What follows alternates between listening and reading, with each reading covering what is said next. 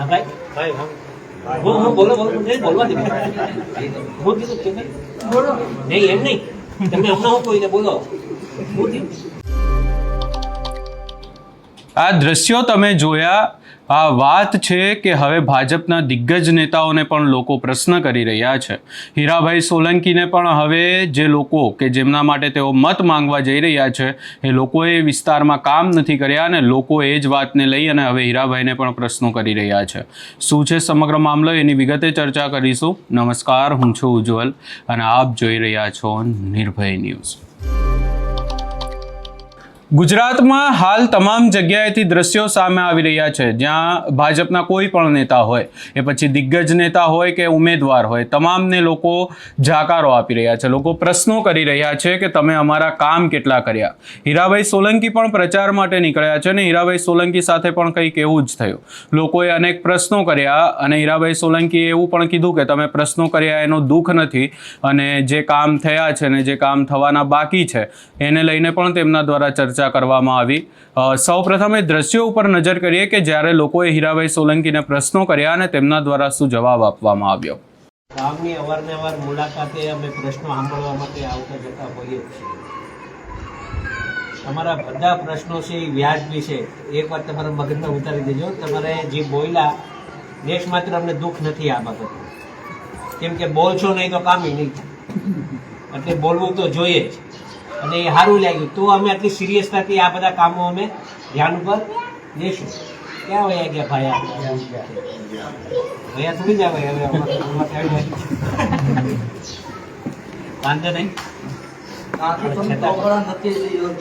ભાઈ ભાઈ હું બોલો બોલો નહીં બોલવા દે હું કીધું કે નહીં એમ નહીં તમે હમણાં હું કોઈને બોલો અરે બોલી દેવાનું એ ભાઈ છીએ આપણે. કાંઈ વાંધો નહીં, તમે અમારા છો બરાબર ને અને અમે તમારા છીએ. એકબીજાને શીખાય છતાં પણ આપણે પૂરતા પ્રયત્ન કર્યા છે કે કઠીવદર ગામને કઠીવદર પરાને પૂરતો ન્યાય મળે.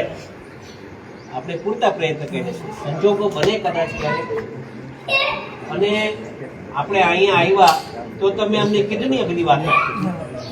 આ રણછોડ છે, આ મનીષ છે, આ અવારનવાર આપણી ઓફિસના હારે સંપર્કમાં રહી અને નાના મોટા કામ કઢાવતા હોય બરોબર ને. નાના મોટા કામ થતા હોય પણ આપણા દરેક વ્યક્તિની આ ગામના રહેતા દરેક આગેવાનોની ફરજમાં આવતું હોય કે કોઈ બી પ્રશ્ન હોય તો એની રજૂઆતો આપણે અવારનવાર કરીએ તો એમાં કાંઈ આપણે કંઈ નાના નહીં થઈ જાય.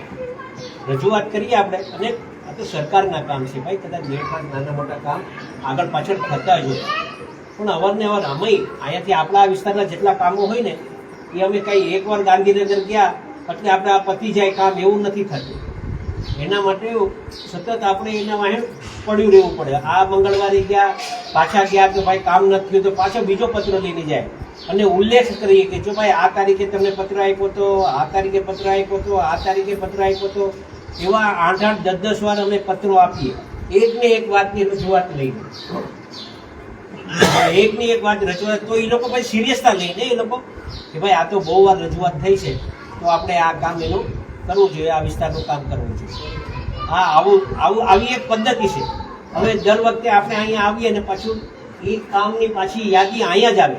પછી આ યાદી આજે પણ હું અહીંથી પછી બીજા ગામમાં ગયો એટલે મૌખિક જે વાત થઈ હોય એ મૌખિક અમારા મગજમાં બેઠી ન હોય. તમારે ક્યારેક આવા કામો હોય ને ક્યારેક આપણે ભણેલા ગણેલા જે છોકરા હોય ને એટલે ભાઈ થોડું મોકલીને રાખવું જોઈએ. આ મારું માનવું છે. તમે કીધું એટલે વાંધો નહીં, અમે લખાણ લઈ લીધું છે આપણી યાદીમાં, આપણે આ લઈ લીધું છે જે પ્રશ્ન છે. જેમ હમણાં રણછોડભાઈએ કીધું કે ભાઈ અહીંયા કૃષ્ણ ભગવાનને અહીંયા આપણે બ્લોક આપવા છે, હમણાં કહી દીધું હાલો લખી કાઢો 5 લાખ રૂપિયા આપણે ફાળવી દીધા બરાબર ને. આપણે આ ફાળવી દીધા. પછી પાછી આ વિક્રમભાઈએ કીધું કે ભાઈ આપણે આ જિલ્લા આયોજનમાં આ રસ્તો આપણે આ બ્લોક લઈ લીધા છે તો કે ભાઈ તો એ 5 લાખ રૂપિયા તો એ 5 લાખ રૂપિયા બીજા કામમાં વાપરો.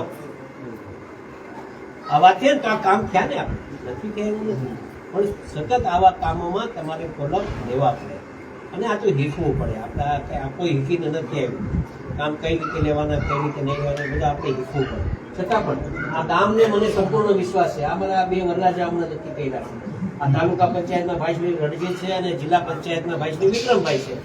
હવે નથી થયા તો હવે આવતા દિવસોમાં હવે ધ્યાન પર લેશે અને અવારનવાર નાના મોટા પ્રશ્ન બાબતે તમારે અહીંયા આટા ફેરા કરશે. એ સાયન્ટિફિક જેવા અમે અહીંયા આવ્યા છે, પણ એ જ છે કે આ ગામ આખું જે ભારતીય જનતા પાર્ટી સાથે રહ્યું છે, આવતા દિવસોમાં પણ આ ભારતીય જનતા પાર્ટી સાથે રહે એ માટે આપ સૌને વિનંતી કરવા આવ્યા છે. એક એક વ્યક્તિને બે મત આપવાના છે. તમારે મશીનમાં 2 મત આપવાના છે અને 2 કમળમાં. અને આમ તો કમળમાં જ તમે લોકો બધાએ આપ્યા છે. ફરીથી આ વાત આપ સૌએ ખૂબ પ્રેમ આપ્યો અને આમાં જે બોલ્યા ને દેશ મતલબને દુઃખ નથી હોય, એ પણ ધ્યાનમાં રાખજો અને બોલજો, કાંઈ વાંધો નહીં. તમે બોલી શકો છો એટલા માટે કેમ કે તમે મારા છો અને તમે અમારા માટે કામ કરો છો ને, એટલે તમે બોલો.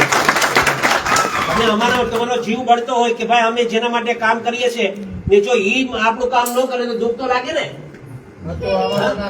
પાણી ભરાય છે તો બાપભાઈ કઈ કરતા નથી, એનું શું કરવાનું? એટલે કહું છું તો કેશું આપણે કહેશું આપણે, વાંધો નહીં. પણ આ બધા બાબત ભરાઈ જાય છે પાણીનું, એને લઈ આવેલો હોતે શું ગાડી લઈ શું કરવું જોઈએ એના માટે શું કરવું જોઈએ? અહીંયા હીરાભાઈ સોલંકી લોકોને જવાબ તો આપી રહ્યા છે કે પૂરતા પ્રયાસો કર્યા છે કે તમારા કામ થાય અને જે કામ રહી ગયા છે આ લોકોથી જે ઉમેદવારો હતા એમની સાથે ઉમેદવારોથી કામ નથી થયા, આગામી સમયમાં એ કામ પણ આ ઉમેદવારો કરવાનો પ્રયાસ કરશે એવી વાત કરવામાં આવી. પરંતુ અમે અહીંયા હીરાભાઈ સોલંકીને પણ કહેવા માંગીએ છીએ કે એમની પાસે જ્યારે સમય હતો, એમને કામ કરવાનું હતું, ત્યારે એ લોકોએ કામ નથી કર્યા. એટલે હવે લોકો આ જે ઉમેદવારો છે એમને પણ પ્રશ્નો કરી રહ્યા છે અને તમને પણ પ્રશ્નો કરી રહ્યા છે. તમે ક્યાંક ને ક્યાંક પ્રયાસ કર્યો કે આ ઉમેદવારોને લઈને જે લોકો કહી રહ્યા છે એમને તમે જવાબ આપી શકો, પરંતુ તમે જવાબ પણ નથી આપી શક્યા અને આ જે આખો કિસ્સો સામે આવ્યો છે અને ખાસ કરી અને હીરાભાઈ સોલંકીને પણ હવે લોકોએ સવાલો કર્યા છે, એને લઈ તમારો શું અભિપ્રાય છે અમને કમેન્ટ કરી જરૂર જણાવશો ને અમારી ચેનલ નિર્ભય ન્યૂઝને લાઇક, શેર, સબસ્ક્રાઈબ કરવાનું ભૂલશો નહીં.